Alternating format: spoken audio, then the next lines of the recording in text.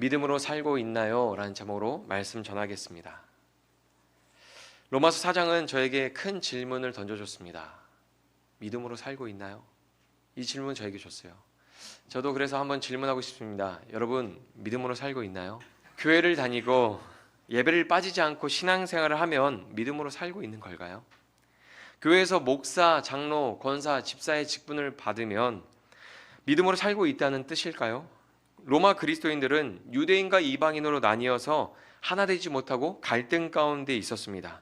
오늘날로 말하면 교회도 잘 나오고 예배도 빠지지 않고 열심히 신앙생활을 하는데, 그런데 믿음으로 살고 있다고 말하기에는 애매한 신앙생활을 하고 있었습니다.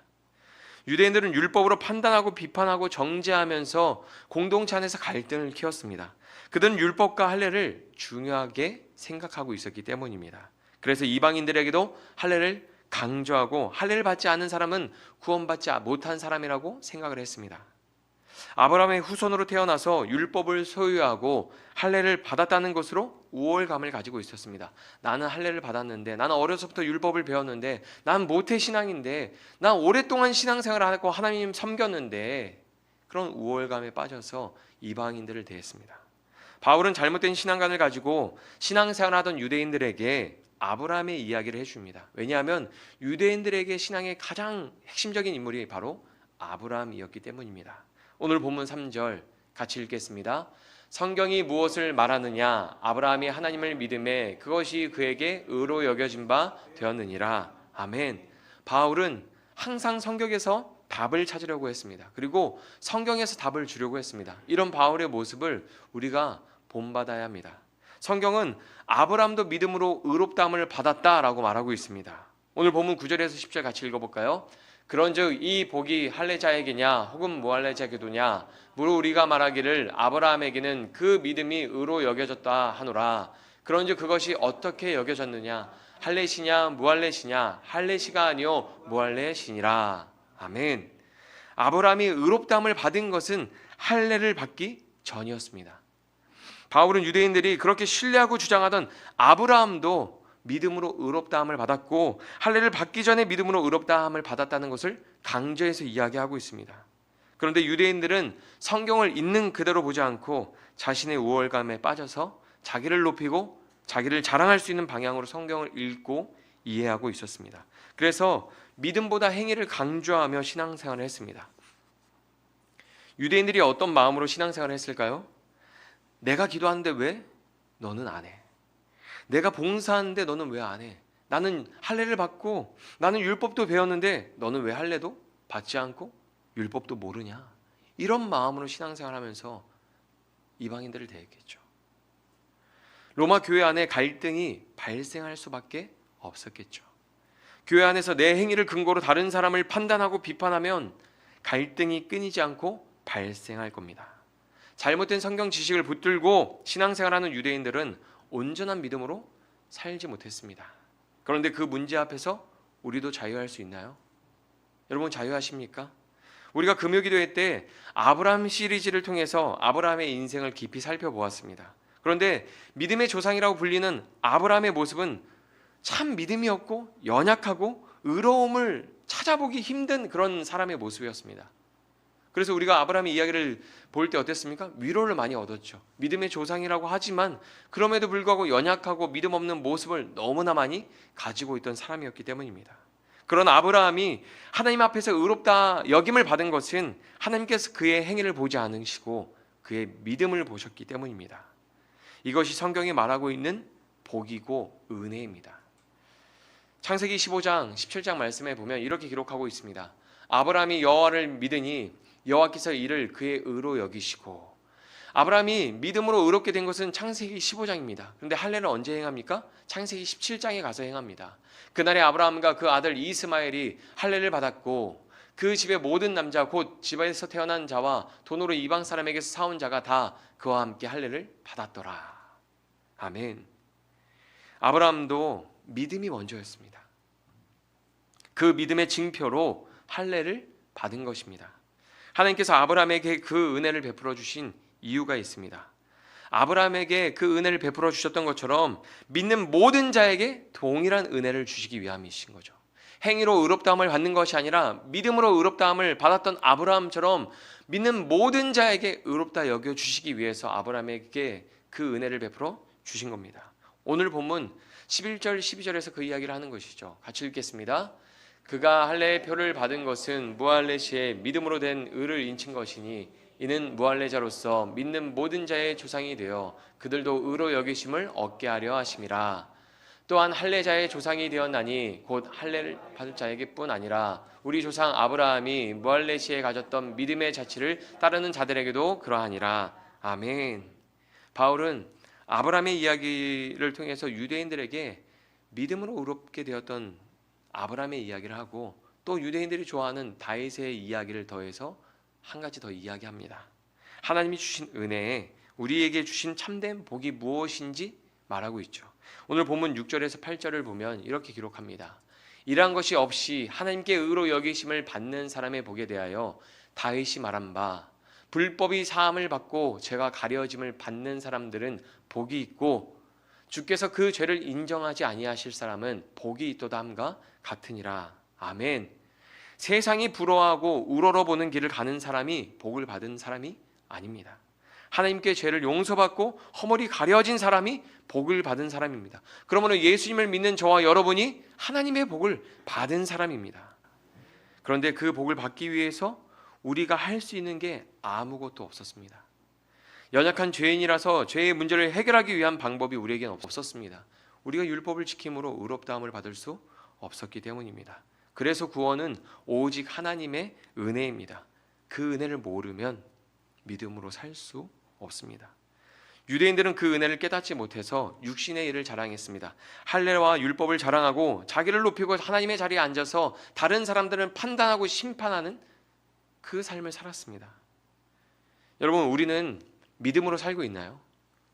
로마서를 설교할 때마다 계속 마음이 불편합니다. 로마서를 계속 듣고 있는 성도님들도 마음이 불편할 것 같아요. 왜냐하면 저도 마음이 불편하거든요. 새해가 시작하고 나서 우리가 로마서를 시작했습니다. 근데 이 로마서를 계속 읽고 듣고 있는데도 어떻습니까? 계속 판단하는 말을 하는 거예요. 집에 가서도 자녀들한테 그렇게 하면 안 되지, 계속 판단하는 말을 제가 하고 있는 거예요. 로마서는 그렇게 하지 말라고 이야기하고 있잖아요. 허물을 덮어주고 용서하고 기도해주고 사랑해주라고 이야기하고 있잖아요. 그런데 저에게 그런 모습이, 판단하는 말을 하는 모습이 드러날 때마다 내가 믿음으로 살고 있다고 해도 될까? 이런 생각이 드는 거죠. 여러분, 우린 믿음으로 살고 있나요? 저는 목사잖아요. 모태 신앙이잖아요. 근데 이 로마서 앞에 서면 믿음으로 살고 있지 않은 것 같아요. 그래서 마음이 불편합니다. 로마 그리스도인들도 이 바울의 로마 서신을 받아서 들었을 때 마음이 불편했을 것 같아요. 바울은 율법과 할례로 의롭게 될 수 있다고 생각했던 유대인들에게 아브라함의 이야기를 통해서 아브라함도 믿음으로 의롭다함을 얻었다고 이야기해 주었습니다. 그 이야기를 듣고 있던 유대인들은 자신의 잘못된 신앙을 외면할 수 없었을 겁니다. 왜요? 믿음으로 살지 않고 율법으로 살고 있었거든요. 은혜로 살지 않고 허물을 덮어주지 않고 율법으로 다른 사람의 허물을 들추고 판단하고 비판하고 정죄하고 있었거든요. 바울은 아브라함도 믿음으로 의롭게 되었다는 이야기를 한 후에 믿음의 삶을 말해줍니다. 아브라함이 믿음으로 어떻게 살았는지 이야기해 줍니다. 믿음으로 의롭다함을 얻었다면 이제는 율법으로 사는 것이 아니라 믿음으로 살아야 합니다. 예수님을 믿으면 이전의 삶의 방식을 다 버리고 새로운 삶의 방식으로 살아야 합니다. 아브라함도 믿음으로 의롭다함을 얻은 이후에 점점 그의 삶도 변했습니다. 아내를 누이로 속이고 두려움에 벌벌 떨던 모습이 사라집니다. 언제든지 하나님 말씀에 순종할 수 있는 준비를 하고 살아갑니다. 하나님 말씀하시면 그 말씀에 순종할 수 있는, 즉각 순종할 수 있는 준비를 하고 살아갑니다. 오늘 본문 16절을 보면 이렇게 기록하고 있습니다. 같이 읽어보겠습니다. 그러므로 우리가 상속자가 되는 그것이 은혜에 속하기 위하여 믿음으로 되나니 이는 그 약속을 그 모든 후손에게 굳게 하려 하심이라. 율법에 속한 자에게 뿐만 아니라 아브라함의 믿음에 속한 자에게도 그러하니 아브라함은 우리 모든 사람의 조상이니라. 아멘. 하나님께서 아브라함을 부르셔서 믿음의 조상으로 믿음의 모델로 세우신 것은 아브라함처럼 믿음으로 은혜를 누리게 하시기 위함이었습니다. 그리고 아브라함과 동일한 믿음으로 세상을 살게 하기 위함이었습니다. 저와 여러분은, 그리고 이 땅의 교회는 아브라함이 의롭다함을 얻은 그 믿음을 가지고 이 땅을 살아야 하는 것이죠. 그 믿음이 무엇입니까? 아브라함이 의롭다함을 얻었던 그 믿음이 무엇입니까? 오늘 4장 17절 18절에 보면 그것을 이야기하고 있습니다. 같이 읽겠습니다. 기록된 바 내가 너를 많은 민족의 조상으로 세웠다 하심과 같으니 그가 믿은 바 하나님은 죽은 자를 살리시며 없는 것을 있는 것으로 부르시는 이시니라. 아브라함이 바랄 수 없는 중에 바라고 믿었으니 이는 내 후손이 이 같으리라 하신 말씀대로 많은 민족의 조상이 되게 하려 하심이라. 아멘. 아브라함은 지극히 높으신 하나님을 믿었습니다. 아브라함을 부르신 하나님이 전능하신 하나님이라는 것을 믿었습니다. 그 믿음은 그의 삶에서 경험한 믿음이었습니다. 그가 그의 삶에서 전능하신 하나님을 경험한 이후부터는 그의 연약함 앞에서도 불가능한 현실 앞에서도 낙심하지 않고 좌절하지 않았습니다. 하나님께 소망을 두었기 때문입니다. 여러분, 하나님은 살아계시고 전능하신 분입니다. 믿음으로 사는 것은 이 땅에서 하나님의 존재를 인정하고 그 무게를 느끼며 사는 것입니다. 하나님이 이 땅에서 가장 높으시며 가장 능력이 많으신 분입니다. 아브라함은 그 하나님의 존재를 인정하고 그 하나님께 소망을 두고 살았습니다. 여러분, 근데 우리가 하나님께 소망을 두고 살아갈 때 그 소망이 흔들릴 때가 있지 않습니까? 우리의 믿음이 흔들리고 우리의 연약함 앞에, 무거운 현실, 버거운 현실 앞에 우리가 낙심하고 절망하고 주저앉을 때가 있지 않습니까? 그런데 믿음은 그런 현실 앞에서, 나의 약함 앞에서도 믿음이 약해지지 않는 것입니다. 바울은 아브라함의 믿음의 삶을 이야기할 때 그것을 이야기해주고 있습니다. 로마서 4장 19절에서 21절 같이 읽겠습니다. 그가 100세나 되어 사라의 태가 죽은 것 같음을 알고도 믿음이 약하여지지 아니하고 믿음이 없어 하나님의 약속을 의심하지 않고 믿음으로 견고하여져서 하나님께 영광을 돌리며 약속하신 그것을 또한 능히 이루실 줄을 확신하였으니 아멘. 여러분, 90세가 되어서 자녀를 낳을 수 없는 여인이 자녀를 낳는 것이 가능한 일일까요? 그런데 아브라함은 하나님의 약속을 신뢰하고 믿음이 약하여지지 않았습니다. 믿음의 길에서 하나님을 의심하거나 불신하지 않았습니다. 하지만 우리 모습은 어떻습니까? 현실 앞에서, 그리고 숨길 수 없는 연약함 앞에서 낙심하고 좌절해야 합니다. 불안해하고 두려워합니다.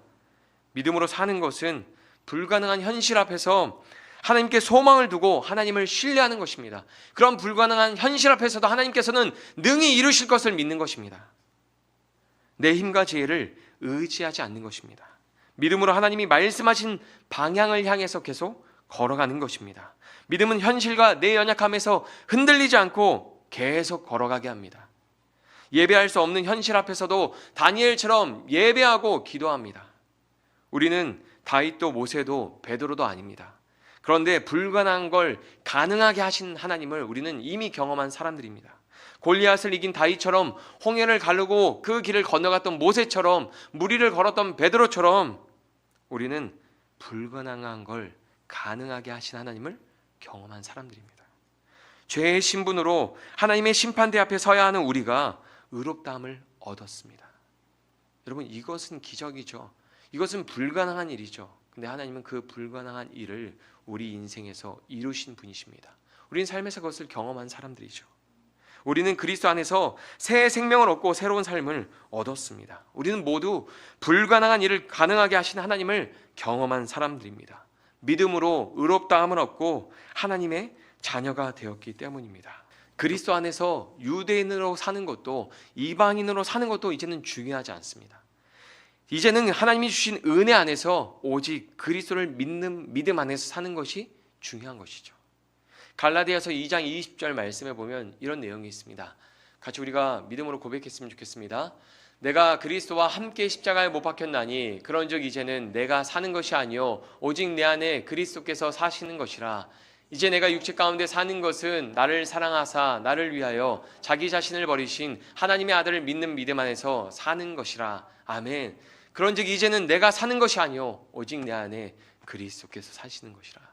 우리가 이 땅을 살아가는 이유, 목적이 무엇입니까? 믿음으로 그리스도가 가신 길을 따라가고 하나님 나라를 위해서 살아가야 하는 것이죠. 예수님을 알기 전에 붙들고 살았던 삶의 방식을 다 버리고 새 삶을 살아야 합니다. 유대인들은 율법을 버리고 그리스도를 붙들어야 합니다. 이방인들은 우상을 버리고 그리스도를 붙들어야 합니다. 우리도 이전에 붙들었던 세상의 성공, 재물, 사람, 세상의 즐거움을 버리고 오직 그리스도를 붙들고 그리스도 안에서 하나님의 나라를 위해서 살아야 합니다. 이전의 삶의 방식을 버리지 않으면 믿음으로 살 수 없습니다. 버려야 믿음으로 살 수 있는 거죠. 내게 주어진 하나님의 은혜보다 더 귀한 것이 있습니까? 이제는 그리스도를 믿는 믿음 안에서 다른 사람을 판단하고 비판하는 삶을 벗어버리고 허물을 덮어주고 용서하고 기도해주는 삶을 살아야 합니다. 왜냐하면 하나님께서 우리를 그렇게 사랑해 주셨기 때문입니다. 내가 어리석은 자처럼 보여도 그 길을 가야 합니다. 내 삶이 비천하게 보이고 줄이고 헐벗더라도 그 길을 가야 합니다. 예수님이 먼저 그 길을 가셨기 때문입니다. 그런데 많은 사람들이 하나님의 복을 말하고 복을 받고 싶어 하지만 그 길은 가고 싶어 하지 않습니다. 바울은 그 길을 가지 않고 서로 자기의 지혜를 자랑하고 자기를 높이면서 끊임없는 갈등과 분쟁을 일으켰던 고린도 교회 성도들에게 이런 말을 해줍니다. 고린도전서 4장 10절에서 13절 말씀 제가 읽어드리겠습니다.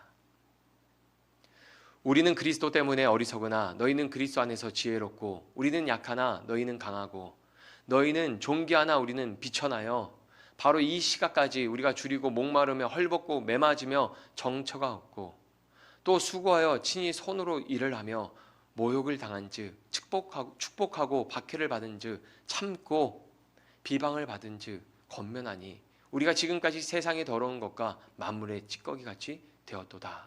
아멘. 여러분 기억나십니까? 우리가 주중에 복음 중심 성경 읽기 할 때 읽었던 말씀이에요. 이 말씀 읽는데 저는 눈물이 나더라고요. 바울이 고린도 교회 성도들한테 이야기하는 거예요.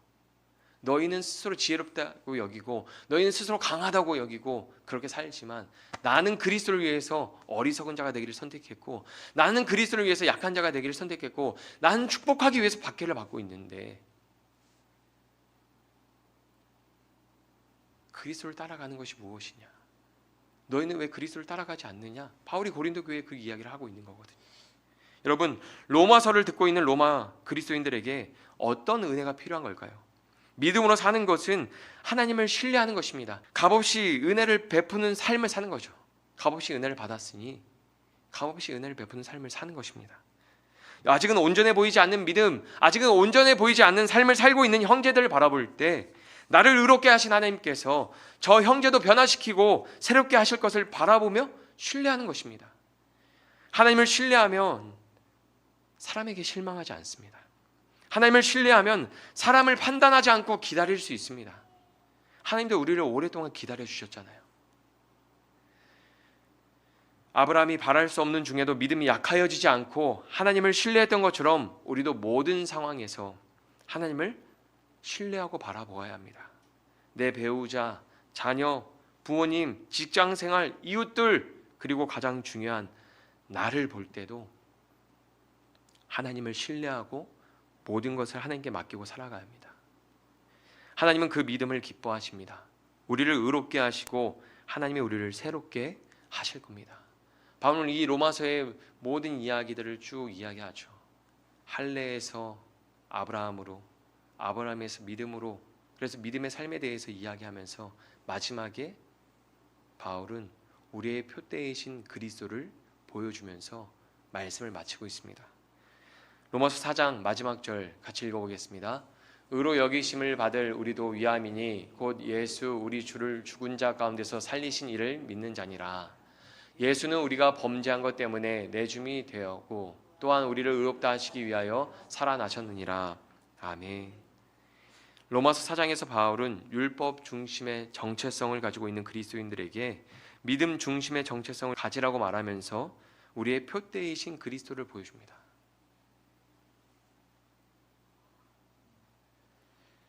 예수님은 죄인을 살리기 위해서 우리를 의롭게 하시기 위해서 십자가에서 자기를 희생하셨습니다. 죽기까지 하나님의 뜻에 순종하셨습니다. 우리도 이 땅에서 믿음으로 살아갈 때 그 표대를 바라보며 믿음으로 살아가야 하는 것이죠. 다른 사람을 살리기 위해서, 영혼을 살리기 위해서 때로는 희생하고 헌신하며 이 땅을 살아가야 하는 것이죠. 한 영혼의 가치, 한 사람의 가치, 하나님한테는 예수님을 대신할 정도로 크거든요. 우리가 금요기도회 때 사사기 말씀 보고 있잖아요. 하나님께서 그 한 사람을 통해서 이스라엘을 회복시키고 이스라엘을 살리거든요. 하나님은 그 한 영혼 한 사람의 가치가 하나님한테는 다른 거예요. 우리도 그 하나님처럼 한 영혼을 살리기 위해서 우리의 시간과 물질과 마음을 헌신하고 희생하며 예수님이 가셨던 길을 가야 하는 것이죠. 어느 곳이든지 참 그리스도인 한 사람이 있으면 그 공동체는 살맛이 나야 합니다.